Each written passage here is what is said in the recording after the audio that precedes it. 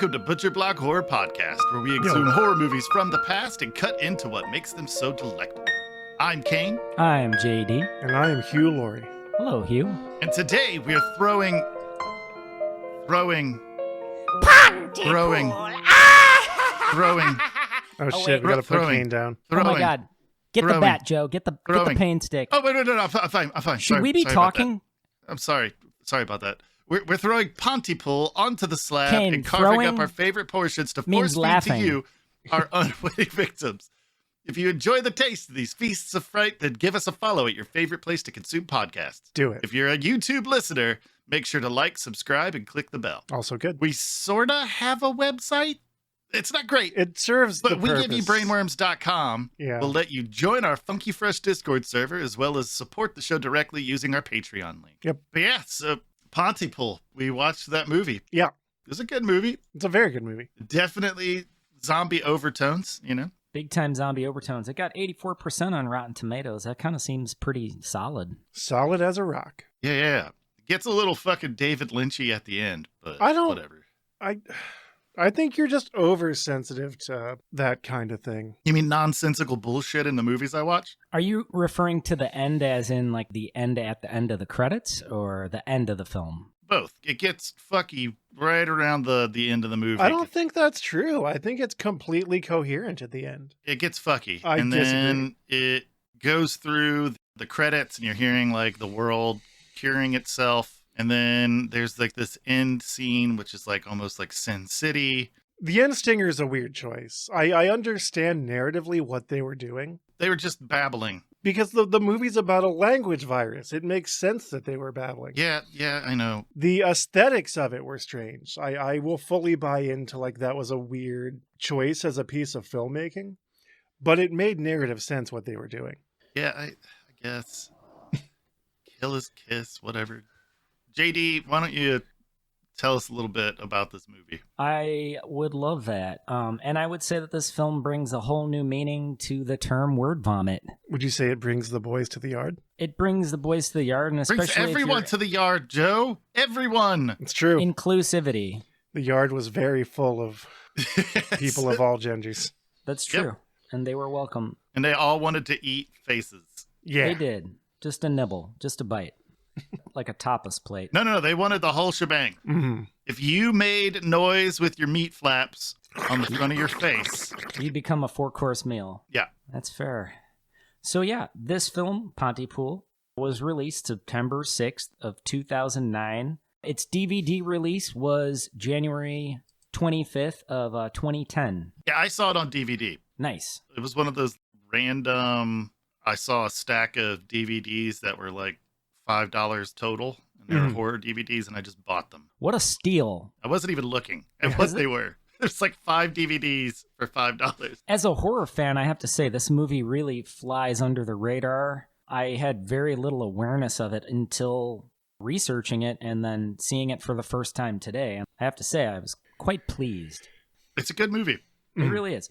Pontypool has a runtime of 95 minutes with an estimated budget, I'd say about 1.5 mil, and a box office return, and I'm assuming part of that is like DVDs and whatnot, but $32,118. Yeah, didn't smash hit anywhere. Not so much. No, it was a little indie film. It did indie film money. Was it released in a lot of theaters? That's my question, because I don't remember seeing it listed on a marquee anywhere. Like, Right. I literally never heard of this movie until I saw it in the $5 5 for 5 bin DVD stacks. It seems to have been more of a limited release type of thing. It didn't really specify on like Wiki, but I poked around the internet and I didn't see anything major. So I don't know that it ever like had some huge breaking weekend where it was just everywhere. I think it was probably more art film-esque type of Right. theaters, smaller places. Right. My memory, and I could be, because this is just my experience, I could be misinformed, is that it really caught on when it got onto Netflix. Okay, that makes sense. I think that's when people really kind of became aware of it. I feel like this movie also needed the future to become a little more relevant. Oh, sure. There were just, events between 2016 to 2020 that really... It feels a little more relevant today. It really did, yeah. Yeah. And so Consequence of Sound ranked Pontypool the 42nd scariest movie ever made. I don't know if I would even put it on that list. I thought it was scary, but I don't know. I felt that, like, the entire time we were watching the movie, I felt like, man, this is fucking cool. Like, man, this is really well done. There was never a point where my brain, and again, this is what zombie movies are. Sure. There's certain types of zombies that just don't scare people. Sure. And these zombies don't scare me. I love the movie. I think it's a really well done movie. I feel like, again, I get a little weird with it at the end. Right. I feel like it starts reaching for things it shouldn't. But overall, I absolutely adore this movie, but it never scared me. Like, Well, there I was think never a it's- point where I was like, oh, that's scary. The scariest element is the insinuation of the words, that mean things that... That was the tension for me, was the idea that it's a language virus, and just hearing the wrong word that made it scary for me. And to add to what you're saying, how scary that has actually become in our reality. Oh, sure. Dangerous ideas have legitimately kind of fucked up culture, probably forever in the last few years, I feel like. I mean, our culture's definitely fucked, so. Yeah, and like the anniversary of the insurrection was this month. I mean, tell me that didn't seem like a horde of zombies committing an act of treason together. Yeah, I guess, yeah. It's a personal thing. I think, the Night of the Living Dead, 1968 zombies still scare me. Like, I find those zombies scary in a way that none of the other zombies really do the trick. Sure. Well, they're more physically threatening. The danger of the characters was right in front of you in those films. Right? Romero zombie films, you get little connections with each character, and then they're immersed in danger, direct danger, as a result of these physical flesh eaters. Whereas that didn't really exist.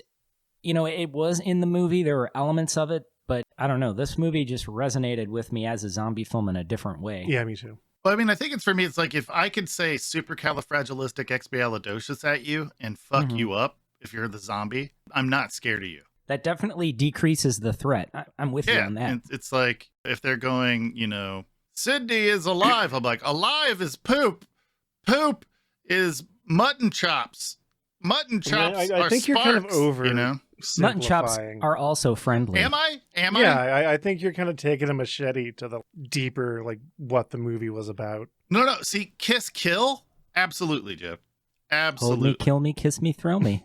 Well, no, just kiss, kill. If they had kept it in that vein, and they had kind of run with that branch of it, I would be down. But fucking rhinoceros being a replacement forward that it has no connection to at all, that was just like, okay, well, now they're just screaming random words at each other. What we've done is we've put the let's talk about our personal experiences with the film at the front of the episode. But if you want to have that conversation now, then this is the kind of nerd shit that I live for. All right, we'll come back to this once we get through the actual story, so that people that don't give a shit to watch the movie can at least have a basic understanding of what the plot is and know why I'm bothered by it.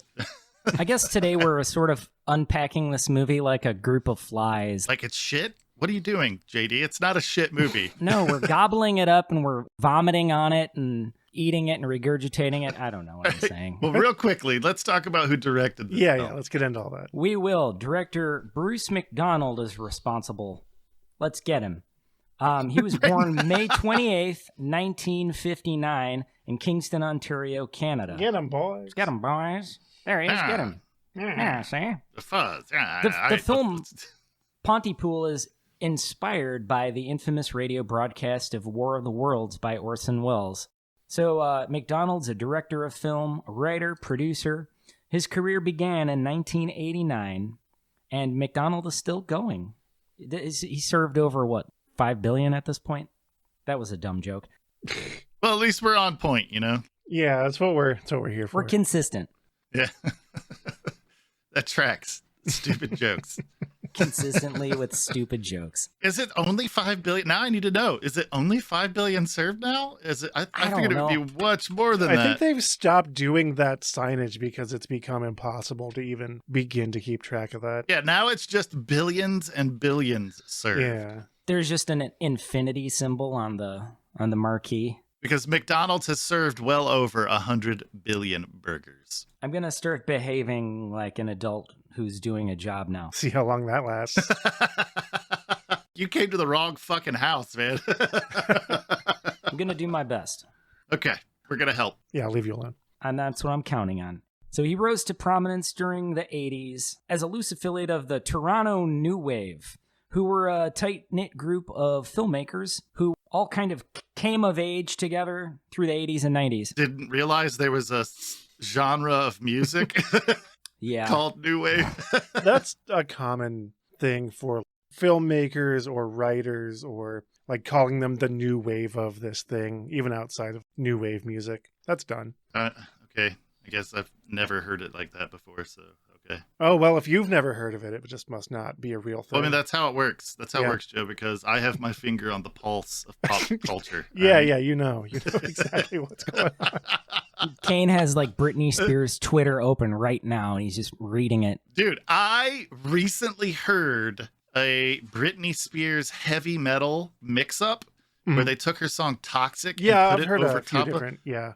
reconstructions of Toxic. Shit, it was fucking brutal, and I loved it. I wanted to buy that album. I want to buy that Britney Spears album. Yeah, Toxic as a song kind of lends itself to those reinterpretations. Hey, let's talk about everything except Pontypool for 90 minutes. You know what? Shut the fuck up. All right, JD, do your business. Well, we got to be careful with our words this fine day.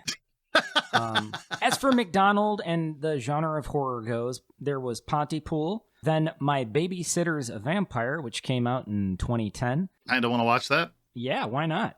Hellions in 2015. McDonald also worked on some TV horror with 8 episodes of a BAFTA award-winning British Columbian anthology horror television series. That was a mouth of words, wasn't it? It sure was. It just infected us.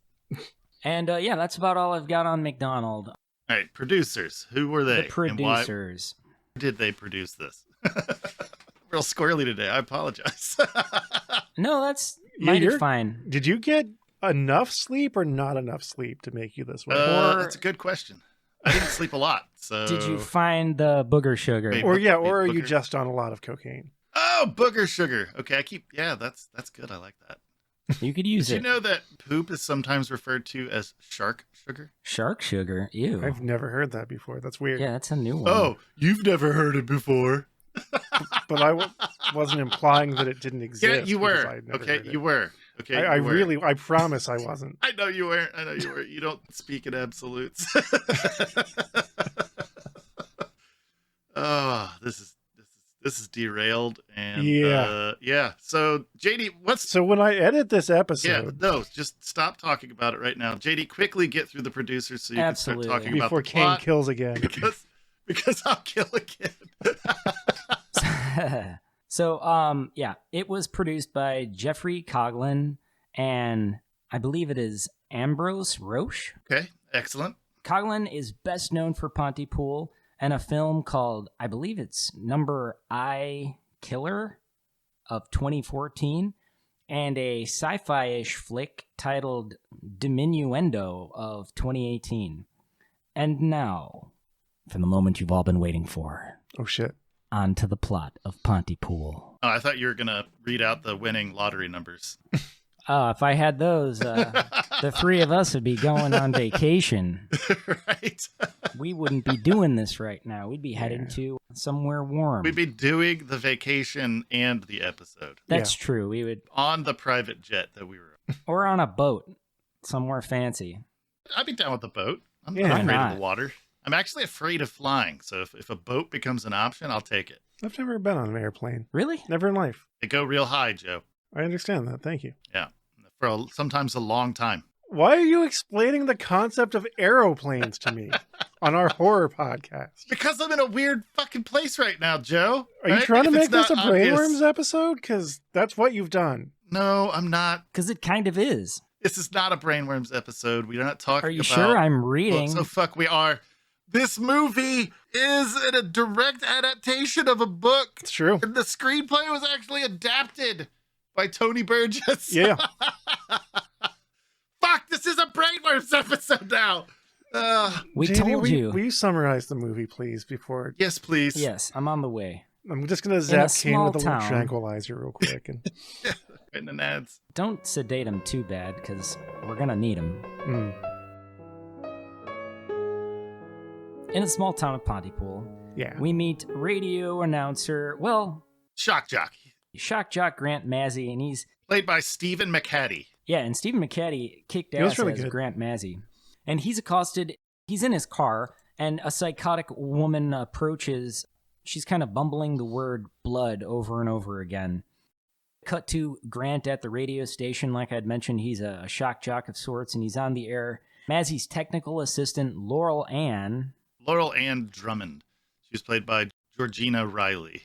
And she seems pretty amused by Mazzy's antics, his on-the-air persona. However, Grant absolutely pisses off his station manager, Sydney. Who's played by Lisa Hole. For sure. We get a few calls in or whatever. That part of the movie was a little abstract for me and a little hard to follow. Here's what I deciphered from it is Grant Mazzy had been fired from a bigger radio station for being an asshole, right? For being a dick. And Sydney hired him on because he couldn't really get a job anyplace else, and he was kind of a big name to have for their small town radio show. Right. She was counting on him giving them a little bit of a lift. Exactly, but it was a small town radio show, so she was trying to kind of like rein him in. Yeah, let him be Grant Mazzy while also be a small town radio jockey dickhead, like that kind of thing. So then eventually we hear from air quotes helicopter reporter Ken Loney. The Sunshine Chopper. Chopper. Voiced by Rick Roberts. We never actually saw him. Right. And so he delivers a somewhat disturbing report of a riot over the office of Dr. John Mendez. Should I tell you who played him or wait until he shows up? Oh, yeah, go ahead and say his name. I'm going to try. All right? Okay. It's Ron Elianat. And if I butchered that, and people are like, man, fuck that Kane guy. I deserve it, and I apologize. Well, they should be used to it from the three of us at this point. So, Ken, he's very concerned, and one of the things I love about this movie is because you sometimes only hear people's voices, and he did an amazing job of conveying the shock and then fear of what he was witnessing. Oh, yeah. So the group inside the radio station, they're having a little trouble confirming his reports. There's technical difficulties, and Ken's disconnected at a point. And then Ken makes contact once again, as he has now taken refuge in a grain silo. He describes a scene of cannibalistic terror. Real quick, can we talk about, because this happened kind of in between. Like, we hear Ken, and then there's like a singer group made entirely of white people in brown face. Yeah, that was very awkward. I mean, I believe it was a deliberate criticism of like it was small town. It absolutely was. You know, and it was so obvious that it made me enjoy it even more because it was a direct reference to small town white cities feeling like they're okay doing fucked up things like that. Right. But the reason I wanted to talk about them is because Grant gets his first face-to-face interaction with this word virus that's starting to go around. Even though they don't know it exists yet, one of the little girls that's part of this racist singing group starts babbling kind of incoherently. Apparently they're staging a play of Lawrence of Arabia in this small shitty town. But they're doing it even worse because Boyd Banks is actually dressed like Osama bin Laden. Yeah, it's bad. And you'll recognize Boyd Banks from a slew of Romero films. He was in Land of the Dead. He was in Diary of the Dead. He was a zombie in those movies. I do think that he continued to do horror stuff. He's mostly done horror stuff, so he was easily recognizable to me when he shows up in the film. But there's that shitty Zack Snyder Dawn of the Dead. He actually plays Tucker in that. I wanted to bring that attention to him. Sure, yeah, definitely. He's an amazing horror actor, and I feel like I've seen him in too few films overall. Yeah, they come in, they sing their song poorly. It was terrible. And the whole time, Grant Mazzy is like shit-talking them to his friend. Right.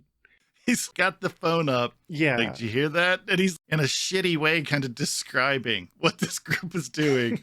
They had his friend call him on his cell phone live on the air, specifically so that he could shit talk the singing group.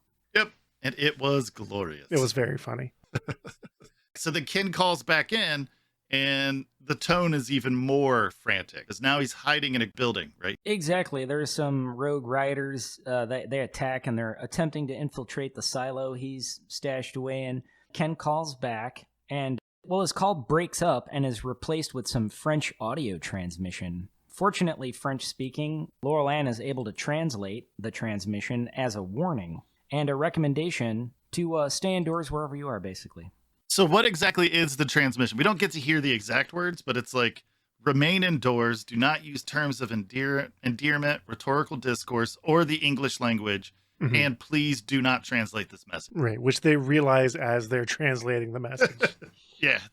So then Ken calls the station for a third time. And this time he's even under greater distress. They hear his weakened voice and pleas for help. Meanwhile, a horde of people are now attacking the radio station. So I feel like we missed a thing. Sure.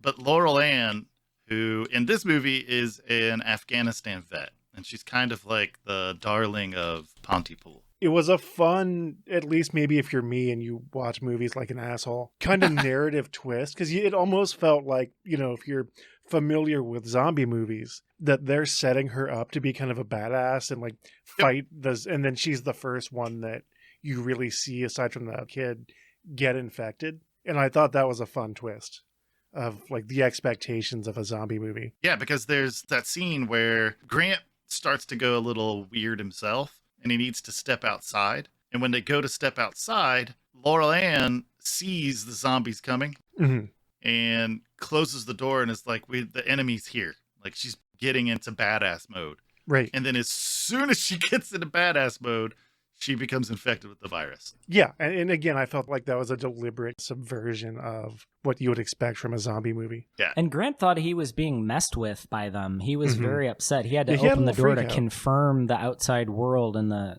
horrible things that were being reported. Yeah. And I think that, the reason that I also wanted to talk about Laurel Ann is that the only real gore that we get in this movie is Laurel pretty much Ann. from Laurel Ann. We see her eat off her bottom lip. We see her smashing her face and trying to eat the electronics and smashing her face against the glass. That's really any gore that exists in this movie is there. Sure. Meanwhile, a horde of people are now attacking a radio station. Grant, Sidney, and Laurel Ann, they're locked inside. We've missed the fact that Dr. Mendez showed up at this point. Oh.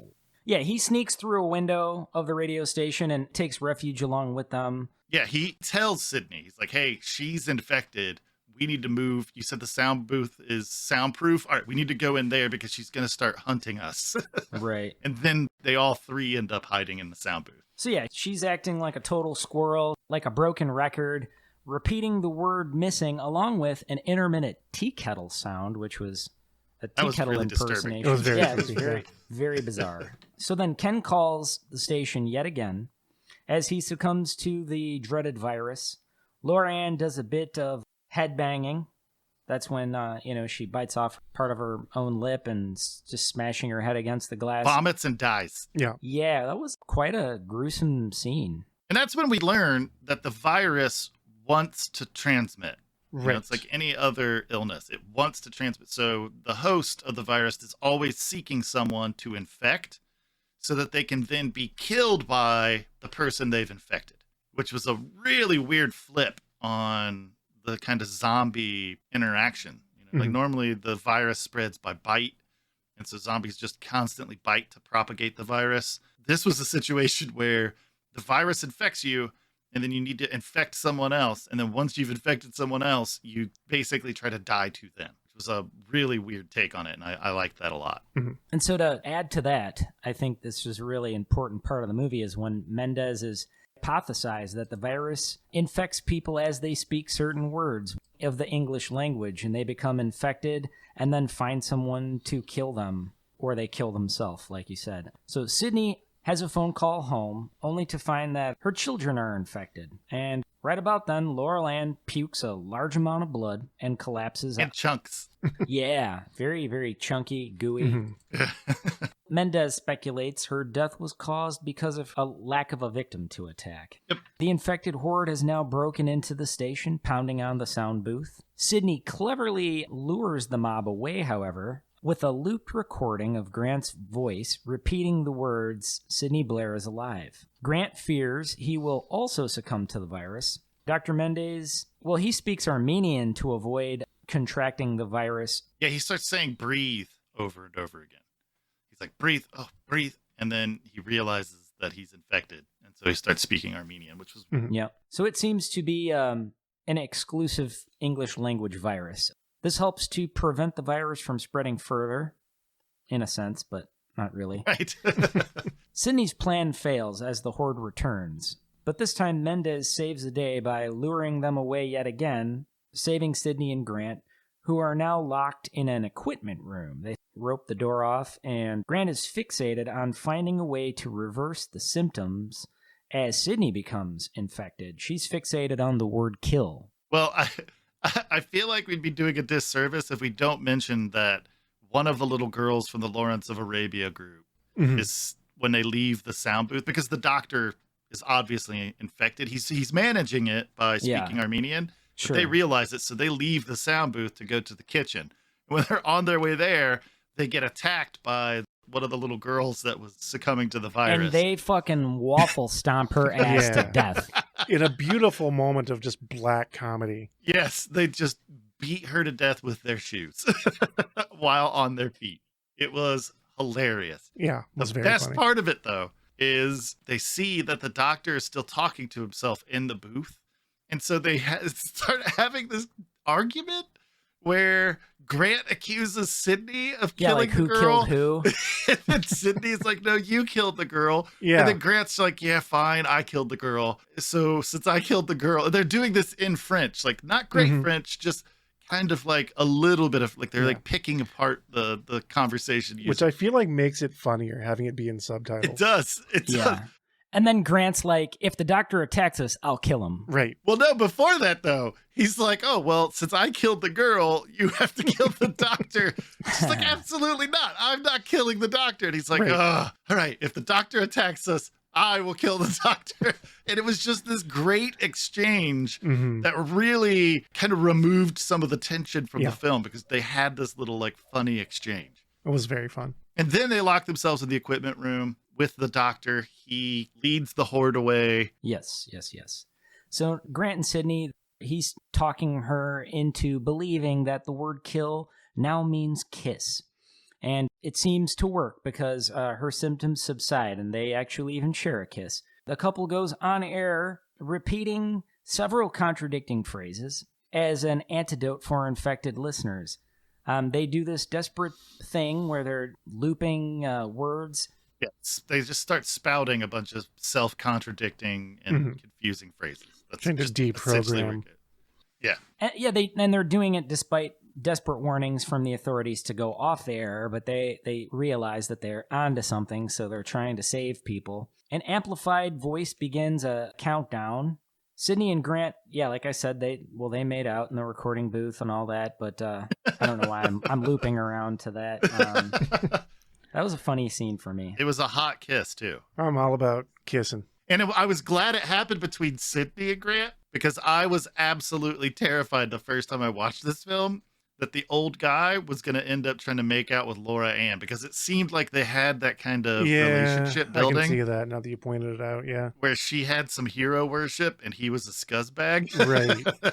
So I was glad that the at least remotely appropriately aged adults ended up kissing at the end. That would have been tacky. It would. So the screen goes black, right? And you hear news reports. Yeah, some news reports. Further outbreaks. Quarantine has failed. But some people get cured by nonsense words.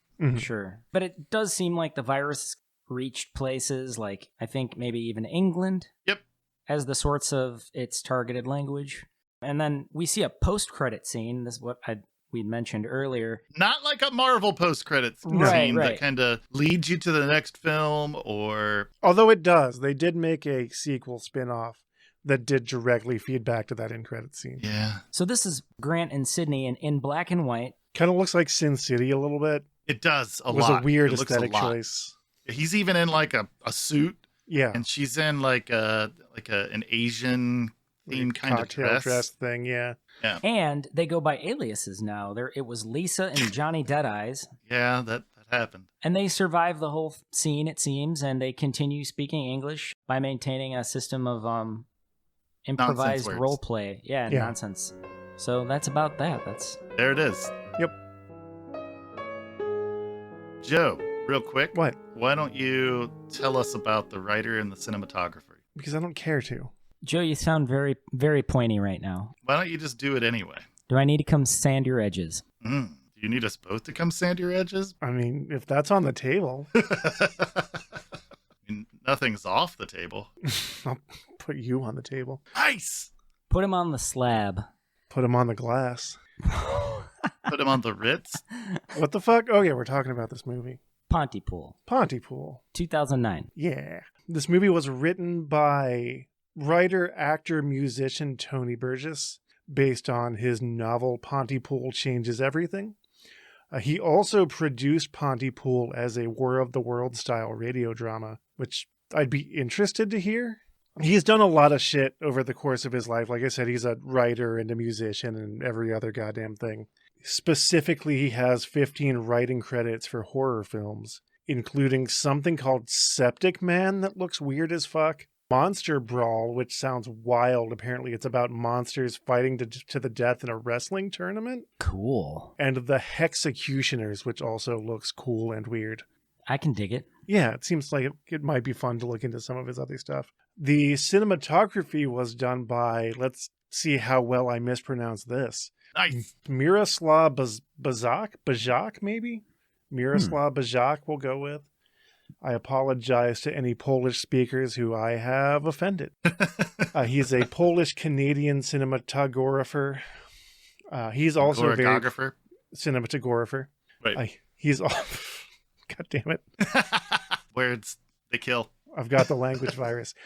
He's also very prolific. He's got like 59 credits dating back to the 90s. He worked on Dawn and Land of the Dead from the 2000s, specifically the Dawn of the Dead remake. He worked on Mama. He worked on the Carrie remake from 2013. And he also did a lot of work for the, if you remember the show The Strain? Yes, I do remember that. Which I didn't watch all of, but I watched some of and I liked and then forgot about and never watched again. That was where I stood on it. I watched like maybe the first 3 episodes and then lost interest. That was my experience as well. It was like Resident Evil, but vampires. Yeah. I just never got back into it. And he also worked on Trailer Park Boys, the movie. So do what you want with that. I'm already done with it.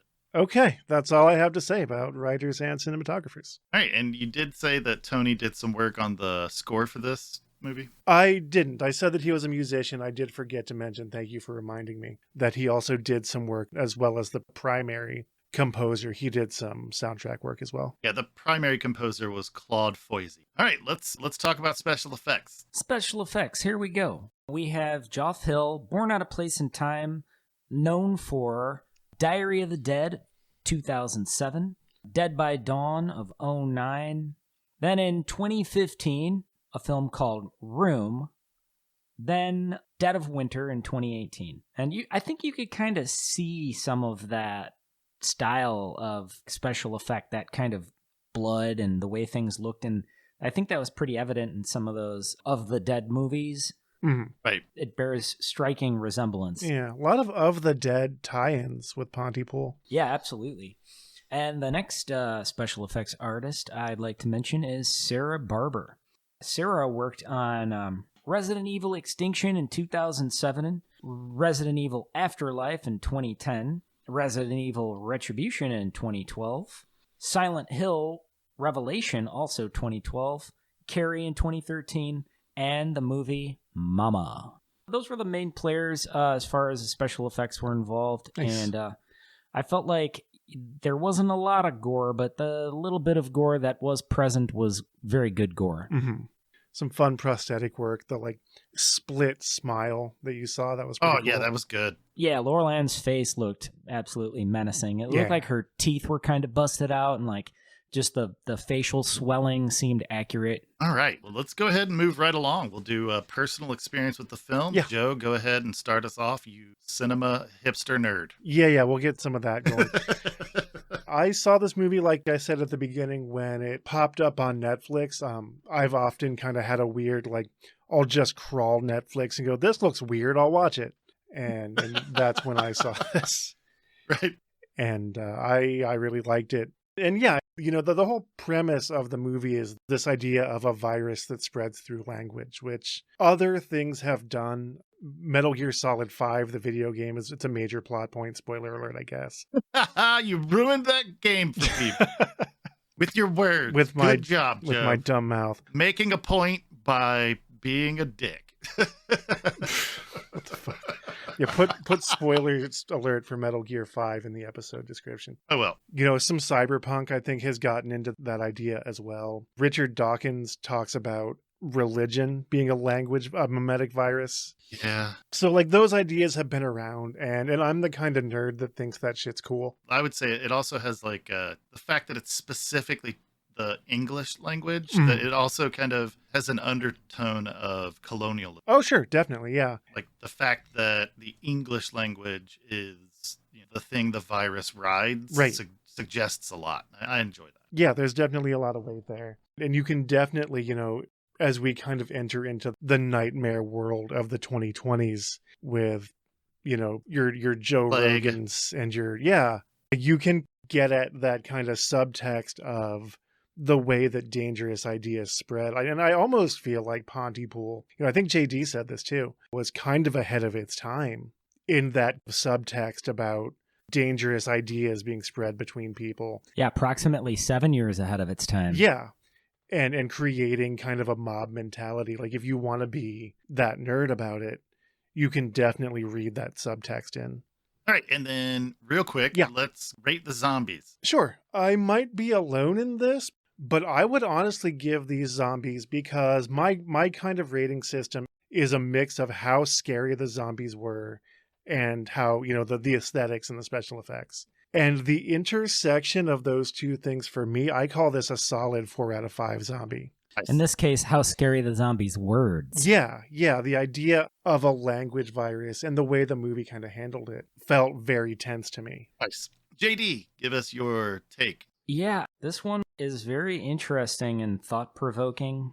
This was the first time I've watched the film, and again, I'll repeat that it flew under the radar, and as a fan of horror, I'm really pleased with having a new movie to collect. I kind of want to add it to my collection. I feel like I try to collect important movies. I think this is an important movie in the genre. So there was not to go way off course, but there was a scene in the movie American History X where the racist, bigot skinheads were doing this horrible thing, and they went into a grocery store, and they were tormenting some workers, and one of them said something like, "Speak English." Mm-hmm. And to me, that it was like there's this expectation for the world to speak English, and I kind of felt like that stuck in my head. And as soon as I realized that this was the cause of the infection, that just that idea that there is I think that's why it was English, It's yeah, for sure. Oh, absolutely. But anyway, just a really thought-provoking film, and I'd recommend it. And I feel like I have so much to say that it's all bottlenecking at my lips, and I'm not going to be able to. Yeah, Joe, I'm not get turning. The baseball bat. I'm not turning. I promise. But I don't know. This is what happens. I guess just it really importantly, like we always say here on the Butcher Block, words mean things, and they could be misused, and people can become victimized and hurt badly, and people could follow really stupid, misleading ideas and follow along without questioning things. And I kind of, I agree with everything Joe said, that this movie kind of just, you could read that into this movie. For sure. I think that was definitely the path they were leading you down. So, yeah, I don't know what else to really to say. Right. I don't want to say too many words because I don't want to infect anyone. No, I totally get that. I understand that. All right, well, let's go ahead. Rate zombies 1 to 5. We saw a handful of zombies, but there was, for me, my zombie rating system is always very visual. Laurel Ann looked awesome. Yes, absolutely. But I'm going to go with a 2 because it was just her face. We only saw her from maybe the waist up. All of the damage she inflicted upon herself, it didn't really come from any bites or lashings or anything from anyone else. She basically just self-destructed, and she was responsible for all of the gore that we saw from her. So for me, that gets a 2. The quality of the gore was pretty high, but I need like some rib cage and some bone flaps and exactly. Yeah, I feel that. Real disgusting. However, that massive volcano of blood vomit that she unleashed onto the glass, that was impressive. It was. So I liked that a lot. Might have to make it. I think without that, she'd be a 1.5, but with that, she's a 2. Nice. So, Kane, what's your personal experience with the film? Go. Like I said, I randomly got this in a stack of DVDs in a bargain bin. I don't even remember what store it was. I think Blockbuster was already gone at this time. So it might have been like a Meyer or something bargain. like that. Bargain. Yeah, I happened to go. Wait, bargain. Oh, God. Joe, bargain. hit him with the sledgehammer. Bargain.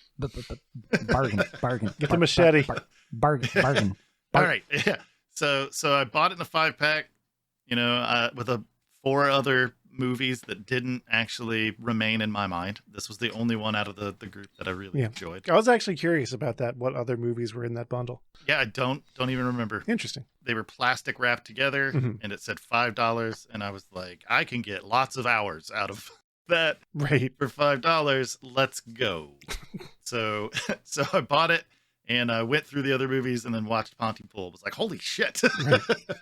This really one's good. Actually worth $25. Yeah, this was a really good find. I'm glad I got it. I would say that the kind of subtext that's riding through the film is one of the things that drew me.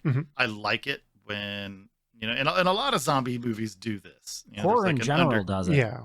Yeah, there's like a social commentary there. For sure. But I thought this one was very visceral. It was something that really I could latch onto, and I enjoyed that aspect of it. As far as the end of the film is where it starts to lose me a little bit. Gets a little too Lynchian for you. Well, it just gets to the. It's like they set a precedent with changing kill to kiss, and then the way that worked for me, it's like watching them interact and him going, hey, kiss or kill is kiss, like he's cycling through words to find the things that connect, right? And kill is a very personal, awful thing to do to someone. And kiss can be like a wonderful thing to experience with another person. Sure. So the fact that they're having this exchange and she's like, kill me. And then they kiss, that was really awesome to me. And then 10 seconds later, they're just shouting doo-doo words into the fucking atmosphere. And she's responding with other doo-doo words back that didn't have those same correlations. Right. They didn't have that same connection to me. And then I felt like it kind of goes off the rails from that point. Sure. It doesn't ruin the whole movie for me. It just, that scene, it loses me. And I'm like, all right, well, I'm glad that this happened at the end. I'm glad that this happened now. And then, I liked the screen goes to black. You hear those news reports of some people getting better and some people getting worse. And then the virus is moving and it's crossed the pond and now it's in England. And I thought that was really awesome. And then you get the Sin City David Lynch. Yeah, that was confusing. It was like, all right, well, I guess I'm glad this happened. Glad I stayed till the end, wonderful. Yeah, that was an odd choice. But overall, I love the movie. I always enjoy watching it, and I'll watch it again because it's that good of a movie. I would definitely watch it again. Absolutely. Again, the zombie rating, I'd probably be at a 1, but the kind of physical damage that Laurel Ann does to herself is creepy. And the fact that she can't find a victim is what does her in. Like that, I really enjoyed that. So I end up going with a 2 for the zombies as well. Hopefully the same thing happens to Tucker Carlson. That would be amazing. Did you hear how upset he was so that mad he can't pop a boner he over the M&M M&M anymore? So mad. He's so mad that he doesn't want to fuck that M&M anymore. And that's So I don't. All right, that's not what this podcast isn't about. That, but I'm glad he got mentioned. But yeah, like the fact that he wants to fuck an M&M he and wants to fuck it so bad. now M&Ms are gonna make it less boner giving. Like I fucking know. Now she's gonna be wearing flats. The M&M can't step on my balls now. Yeah. I mean, the M&M can step on my balls, but now there won't be a point to really grind in. Now that's a guy people could get behind. Really, they do. They absolutely do. They take him so seriously. They do. That's evidence of fucking word virus. Yup. Like word that guy says stupid things, and he's already infected the populace. And so they gobble it up, and then they're going to repeat it to other people. Mm-hmm. Liberals are making M&Ms unfuckable. Like that's a sentence that I expect to hear in the future. And that, all right. If you watched Pontypool, let us know what you think. You can find us where podcasts live. Yep. If you YouTube, make sure to smash that like button. Smash. And Smash. Crush that Smash. Subscribe button. Crush. And subscribe. gently caress the bell. Subscribe. Yes, Caress the bell. Ever so gently. The bell. M&M fuck the bell. Fuck. That was Sure. Fuck. Type random repeated words into the comment section. Yes, please. See if you can cause another infection. Next week, we are covering Day of the Dead. Nice. I'm pretty excited about. Day of the Dead. Au revoir. Gonna have to put JD down. Gonna happen sooner. Lay me down, lay me down. No, we're gobbling it up and we're vomiting on it of and the Toronto. eating it and Excuse me. regurgitating it. I don't know what I'm saying.